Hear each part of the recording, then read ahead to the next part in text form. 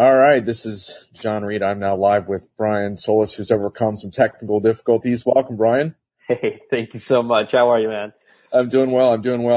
Now, the origins of this are kind of funny because, Brian, you actually sent me I'm not going to say a spam, but I was on your email blast list about your book. Now, in your defense, you said this is the first time in several years you had done that. So I pinged you back and I was like, Brian, great, but honestly, if we can't do something more one-on-one, then it probably wouldn't work. And you're right back and you said, well, let's do this. And so I give you credit, man. You stepped up from the automated email send and here we are. Yeah. Well done. Thanks. Oh boy. Well, yeah, I tried to be as transparent as possible. I have this list I've built of some great people over the years, and I never use it. But this was a big moment in my life. And so thanks for giving me a shot and replying. And, here we are. Well, it's a good lesson, right? Instead of clicking unsubscribe, you try to engage with the person and it turns out it works, right? So maybe we should rethink our assumptions a little bit on that. And this actually isn't your first book either. You're a prolific guy.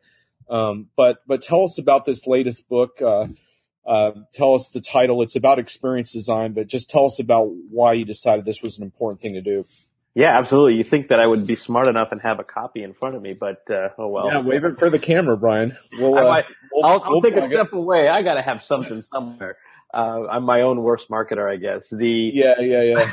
The book is called X, The Experience When Business Meets Design. And the whole idea was, I mean, it's my seventh book, but it's also I'd like to think of it as my first book to bring about a new genre of what I felt books could mean in a digital economy. And the book's about experience design and the importance of engagement through experiences and the emotions that those generate with customers, with employees.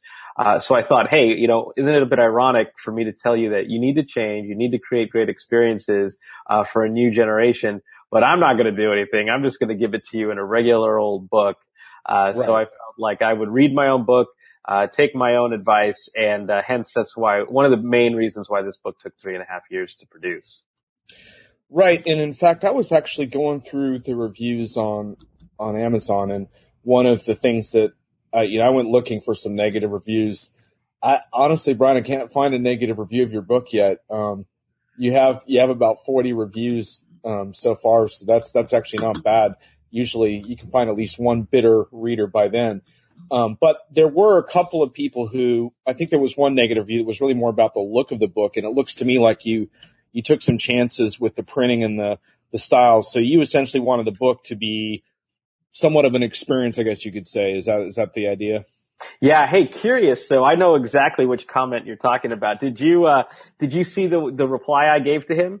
No, I didn't look at your reply. What did you say? Well, so his complaint was that, and I'll explain the context of this so that those following along will understand why. But his complaint was that the saturation of this, a 4-color book, the saturation of the color in his book created a wave on his pages rather than just being nice and flat. The pages were wavy.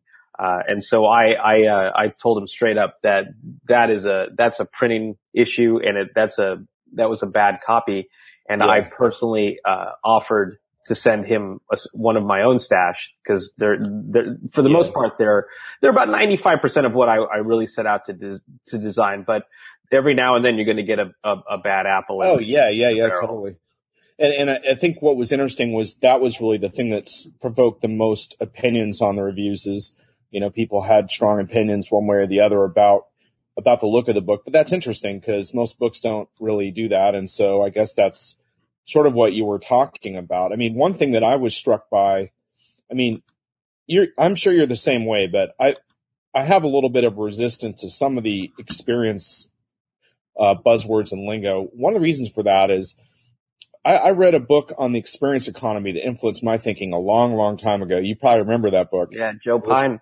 Yeah, and I remember at the time that was a fundamental business book for me, and it was really more, it made me think about how I interacted with people, and I sort of made a vow to try to sort of give people experiences, right? Mm-hmm. And of course, as more of an independent consultant and publisher and whatever, it's a lot easier for me to do that, right? Doing it at scale is a whole nother matter. And so I guess that's the thing is like, well, why are we starting to pick up momentum on this now? Because honestly, we've been trying to deal with this for a long time. And you had a stat in your book on this. You cite a Bain & Company study of 362 companies. 80% of those companies thought they were delivering a so-called superior experience, but in truth, only 8% of them were. So that's a good starting point. Give us your thoughts. Well, yeah. So the problem was, and this is one of the reasons, I mean, this book was challenging on many fronts, right? Not just the design, but the idea that the word experience means so many things to so many people. And that is part of the challenge, right? If you ask somebody in customer service or customer support what the word experience means versus, advertising, design, creative, UX, web, what have you, mobile, everybody has a different answer to it. But right. It's all very micro in terms of their perspective. And not that that's a bad thing, right? That's just the way businesses are designed, to focus on their fiefdoms and excel as best they can. But the word experience, it's the word that's actually, you can't debate what it means. And the biggest aspect of what it means to me is not just in words, but also how it feels, right? Or how it looks, or how it smells, or, all of the aspects around the senses. And when you look at experiences in that regard, you can take a step back and look at, well, in every moment of truth throughout the customer journey or the customer life cycle, there are these experiences that just happen, right? They're emotional reactions to a moment, and they all add up to something. The thing about that something is we sort of don't know what that is, right? We have sort of irrelevant or off-base metrics to sort of say, hey, does this customer really like us? Are we in alignment with our brand promise? Right. But more so, it's just left to chance. So what if brands and businesses actually thought about what the experience people should have in every one of those moments, and then what it should add up to? If you created this sort of architecture for experiences, then the whole infrastructure of businesses and how it executes that at the product, service, design level could actually be something a little bit more meaningful. So I don't think that businesses or executives, per that stat, actually go out and say, hey, we don't care about customers at all, or we don't care about customer experience. I just don't think they know what it is, right? They don't live the brand the way that their customers do. They don't go through life the way that their customers are changing. And they have this sort of legacy perspective in how they're watching the future unfold that is rooted in cognitive bias. So with that said, I think taking a step back and looking at what experience could be, and bringing it to life at an emotional level, at a sensory level, it almost becomes the new foundation for brand, product vision, aspiration, engagement, relationships, and it really changes how your company would work together to make that happen. Right. And just to be clear, you're kind of putting a few different buzzwords in a blender here to try to help us make sense of this, because you're basically taking what you call BX, or brand experience, combining it with UX, user experience, and CX, customer experience. And I kind of think I know what you're getting at there, because if I have a really good user experience on your website, but I have a crappy experience in your call center, then the overall experience has broken down. So you're trying to sort of weave together these various pursuits that brands have been involved with. Is that where you're coming from there? Yeah, exactly. So the challenge is that there's experience is a buzzword. There's a ton of buzzwords around this space, and I was trying to get to the heart of the matter. Like, let's have a tangible conversation about possibilities to elevate brand relationships, customer relationships. So the aspect of brand experience, which is one of the big trends, user experience, which is an underappreciated methodology and approach, in my opinion, and customer experience, which is all the rage right now. The one thing that they all share is the letter X, right? Which just stands for experience. So my point was just drop all the individual efforts, bring them all together, and work towards something that's both, that you could look at a higher level, but also start to be practical about it in everyday engagement, in every facet of the business. So there's no reason why none of these groups should collaborate. And one of the main reasons why I think UX is underappreciated is that a lot of the disciplines behind UX, and people and empathetic design, should be blown out of proportion from just a website perspective and get into the C-suite to look at human beings from a human-centered design, angle, in order to develop things that are relevant, that matter, that are that you can create alignment around. And that's, to some extent, or to great extent, what Joe Pine, and his co-author, I can't remember his first name, Gilmore, were getting at, in the experience economy back in the day, was looking at things beyond products, right? And if you look at connected customers, younger customers, they don't want products, they want experiences.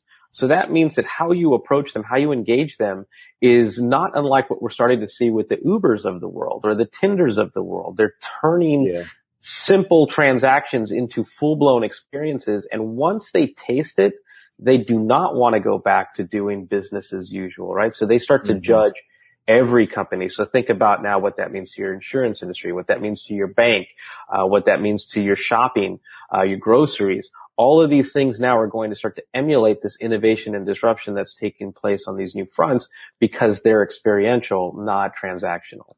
Right. And getting back to that survey information from Bain and Company, only 80% of those companies surveyed, according to their customers, were delivering a so-called superior experience. So what's the secret of those 8% as you perceive it? It's intentional. Right. The whole idea of experience is that it has to be driven by a purpose. So what do I want to do? What do I want to, what impact do I want to have? What's the experience that people have today and how do I want to improve it? So those are all intentional. And when you're intentional about it, that means that you have to do things differently in order to execute, right? And to measure.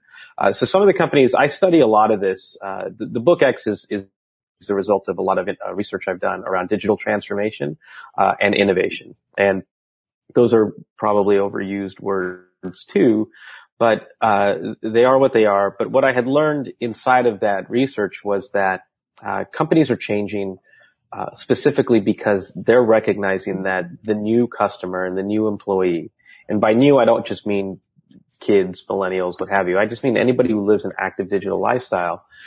They just expect things differently. They think differently. Their values evolve over time.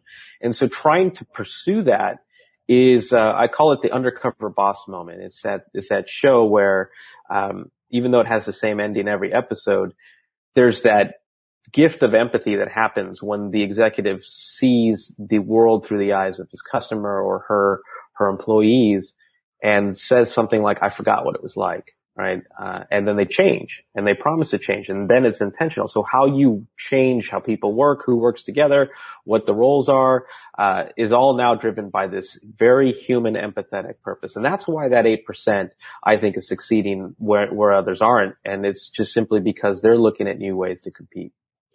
The only thing I would sort of take issue with, and I'm not sure if you're saying this exactly, but a lot to me of these companies that are held up as these pioneers in experience are really just doing a great job a lot of times with an app. Like the Starbucks mobile app, for example, has gotten all kinds of praise, and I've actually enjoyed using it, but I've had issues with things like topping up money and some credit card related issues, and the call center and tech resolution stuff was hell. And so for me, it's like some of these app darlings get exposed once you get into the customer resolution side of things. Oh yeah. Well, I have this quote. I don't think it made it into the book, or maybe it did. It said, I love calling customer service. Said no one ever. The challenge is that, you have a company like Starbucks that's incredibly innovative on its technology front, especially in its retail experience. It's because you have sort of a new infrastructure of what essentially is a chief digital officer, a chief marketing officer, and a CIO all working together for this sort of rapid prototyping and iteration, innovation, experimentation, et cetera. But what you still don't have, and this is what digital transformation is all about, is this sort of evolution into the entire experience, the entire journey sort of being stitched together Right. through one common vision and through one common purpose and to one common standard, right? So this is, I guarantee you that at a near point in the future, Starbucks will have that nailed probably far before anyone else. But, you're taking 40, 50 years of philosophical approaches to customer engagement, Right. and having to reel it back in. And that philosophy started with outsourcing to scale, to save money, to improve efficiencies and optimization, et cetera. But with that came a whole bunch of bullshit metrics, a whole bunch of horrible experiences, a lot of reluctant customer relationships, and executives didn't care because there was this standard that everybody in the industry just sort of agreed to, that this is what we're going to do. Someone comes along and starts doing it better, and lo and behold, you get a taste for it, and now it creates sort of this rolling momentum. Brian, when we talk about customer experience, a lot of times certain companies come to mind that we always wheel out as cutting edge. In your research, have you found any that surprised you, that there were companies that were maybe more conventional brick and mortar, or just companies where you wouldn't expect how much great work they've done on this issue? Well, one of the examples, I tell the examples of companies like Telstra that really approached customer experiences or just experiences from retail innovation. So they reimagined what a store could be, so much more than actually Apple did, which I thought was pretty fascinating. But they also felt the pain of the customer going through the call center. And also online. So they tried to really connect the dots between retail, online, and call center, so you could at least have that as a consistent experience. And they're still doing a lot of work around the rest of the journey. You have companies like Sephora that, with Bridget Dolan, who decided to go through the experience through the shoes and eyes of her customer, to see what it was like, rather than looking at the customer journey as it is and seeing where to remove friction and to bolt new things onto it. She found real great opportunities to bring disparate groups together to create something much more integrated and valuable. So much so in her work that she now spearheads the new innovation center that was open in San Francisco to further get in front of digital customers, to really understand the technologies that they're using and have a rapid implementation program to test them out. So you have really cool stories happening here and there. And what I'm trying to do with the book X was introduce what I hope is a series of real pragmatic, I mean, they're still challenging, but pragmatic steps to just build a new infrastructure one step at a time for the business of the future. To say, look, It's not enough to compete at products. We've all figured that out. We've all got 60 years of fine-tuned business models that are now starting to decay. And that's why an app can come out of nowhere, be worth tens of billions of dollars, dominate industries around the world, simply because they're catering to just the human aspect of the customer. And I think it's weird that we sort of lost that over the years, but it's coming back, and it's coming back with a vengeance. If I put my curmudgeon hat on, which I do sometimes, I would say that the danger you're running into is attempting to boil the ocean. And by that, I mean, I'm writing up a use case right now from a customer. It's a very interesting story about some digital transformation they did with customer advocacy. And I see a lot of these examples, but a lot of times it's sort of a departmental example of a company moving ahead with a really great mobile app or a great new initiative. And what you're asking customers to do is to tie all that together somehow. And like you said, from an architectural and cultural standpoint, there's a lot there. Do you think it's possible to do this? Yeah, it's absolutely possible. It's not only just possible, it's necessary. I mean, I'll tell you this, I do a lot of research with Google around what they call micro moments. And I talk about this in the book. I'm trying to create a sense of urgency, but also not telling you to boil the ocean, giving you sort of cups or pools, if you will. Okay. You want to start me with a smaller piece of sand, right? Yeah. I just give you areas where you can have an impact. Okay. And where we learned, where there's one great opportunity for impact is in micro moments. So the mobile customer is completely upsetting the customer journey because they're fragmenting it. They're coming in and out of it. They're doing things their way. And the stat that I think blows people away is that 90% of mobile customers will go into that journey without having a brand affinity. They'll go into it completely brand agnostic, and they're looking for information based on context and intent. So I want to learn, I want to do, I want to go, I want to buy. And so they're very specific, right? And so now you have to almost rethink, well, now that I know that the experience is going to unfold this way, what would I do about it? And it gives you a real nice opportunity to, essentially to experiment and to, well, more importantly, to learn. But this is why the book really focuses on the customer aspect of change, because there's so many opportunities to start small and go big there. But you could take the same approach that's in the book and apply it to employee engagement, right? Because the same dynamics that are causing disruption in customer markets, they don't want to work the way that, 2-3 generations before them have worked with technology and the standards to which they're measured for success, or, the whole idea of trying to solve the future of work with open spaces. I mean, there are psychological and sociological aspects to this that require human resources to actually become human, to rethink what employee engagement and management means, right? And what success even looks like to them, and what happiness looks like to them. It's just all very different. So yeah, eventually the ocean will be boiled, but it's never going to stop. I mean, it's just going to continue to evolve. Yeah.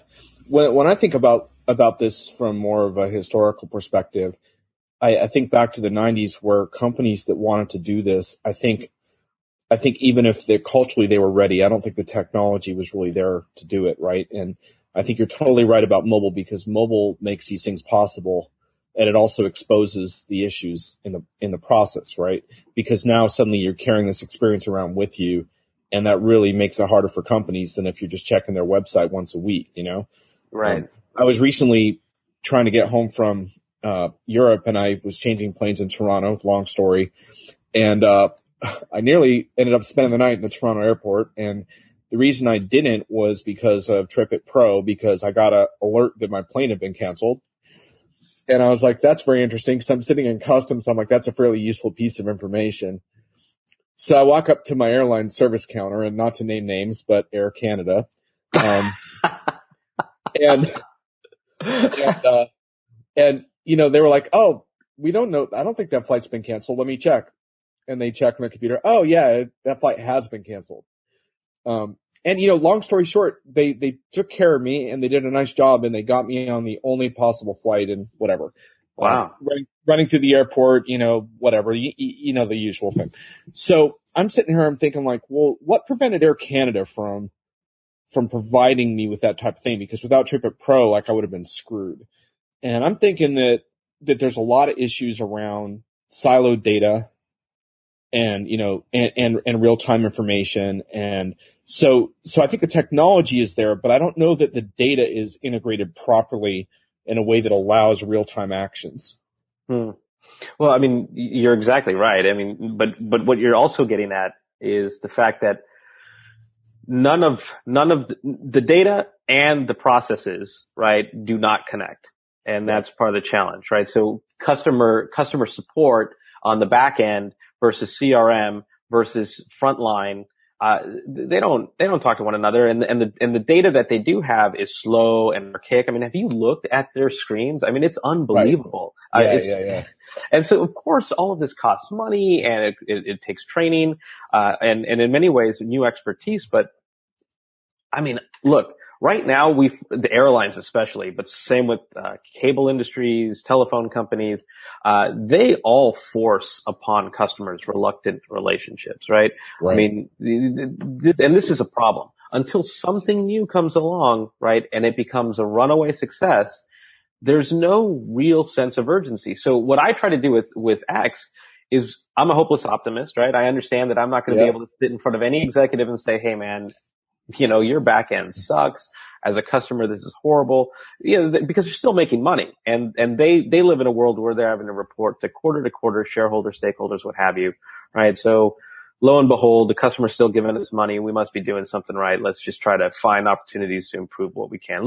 I know what we'll do. We'll come up with an app. And yeah. So what I think though is that as an optimist, I see the opportunity to show where they can seize opportunities where they are not today, right? How to grow markets, how to reach new customers, because otherwise there's just going to be something that comes along, even for the airline industry, that's going to cater to people in very interesting ways. So I'll give you an example of this, right? So, Capital One, about a year or two ago, acquired a UX, probably one of the premier UX shops, certainly one of the first, called Adaptive Path. And the headlines read everywhere. Why did a bank acquire a UX firm? I think they acquired a UX firm, because my research shows that if you look at highly connected customers, same with micro moments, they do not view the bank the way you and I look at a bank, right? They don't think about credit cards the way you and I think about credit cards. They think about these things as experiences, the way that they look at Uber as not a car service, but as a way of just sort of facilitating a lifestyle choice, or making you and I having lunch together, and Uber is going to make that possible. That's about it. So you think about UX's role in that. It's understanding people. It's coming at this from an empathetic view. And when you apply it with human-centered design, chances are you would think of the bank or the idea of a bank much differently, right? Whereas today we look at it as, well, let's improve this. Let's change this. Let's have some screens for people to use. Let's offer free Wi-Fi, but that's iteration versus innovation. Yeah. And I've always said to the customer experience gurus who claim that customers are in control, I always feel like that's almost always in direct proportion to how monopolistic that industry is, right? So, in the taxi world, I have a lot of control right now. I have numerous apps I can summon a ride with, but I don't get the feeling that Facebook cares about me. And I know Google doesn't, because I've tried to email them, so I think now Facebook can try to bake some of that into their design and try to anticipate my problems. But otherwise, I don't really get that from them. And the one thing that I think is really interesting though, Brian, and I know we have to wrap shortly, but I wanted to ask you a little bit about segmenting customers by desirability or profitability, because I went into my Slack back channel and asked some of my friends about my experience with travel, because I thought, maybe I'll rip out a post on this.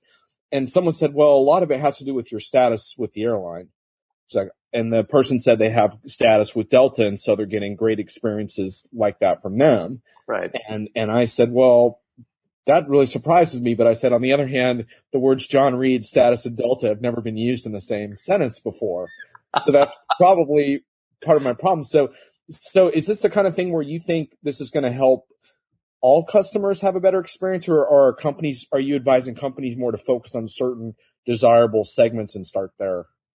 Look, there's no doubt that desirable segments are, you can't ignore them. They're amongst, your most valuable in many ways, in many different ways, valuable customers for consistency standpoint, right? You sort of need that core, but at the same time, you can't completely screw everybody else over either, right? And I think that this is a learning curve for a lot of executives, because the way that they measure success today is much different than what I'm asking them to look at. Because if you can actually solve for better experiences for people and let people understand that it's not just the airline, right? It's every facet of the airport that contributes to the experience. Even though Delta is not responsible for, TSA, it still sucks to get from that into that airport through security to the gate. There's factors that you aren't in control of, but you have to be empathetic for, right? Just look at the face of any ticket agents or any flight attendant. Right? Many of them are just unhappy. So looking at just from any matter of ways, right? Do you really need to squeeze another couple inches, so that somebody's knees are in their neck?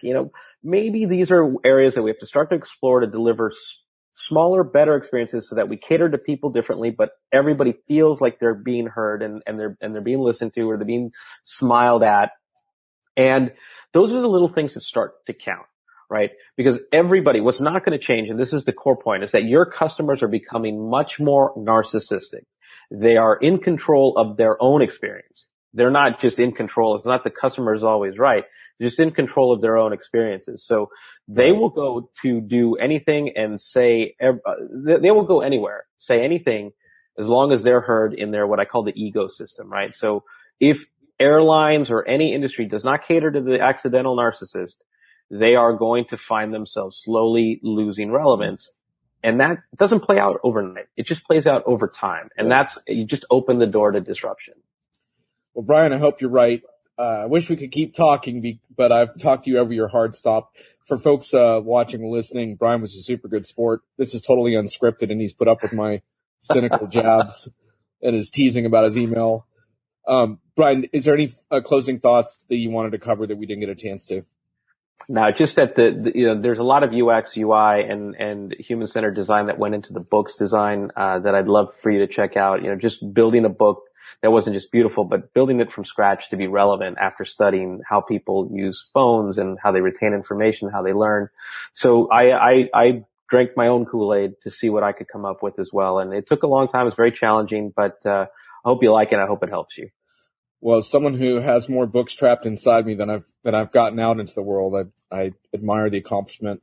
Hope it works out for you, and good luck rallying these companies around this, because it would be better for all of us if this works. So thanks a lot, Brian. I appreciate the opportunity. Cheers. Yeah, definitely. Cheers.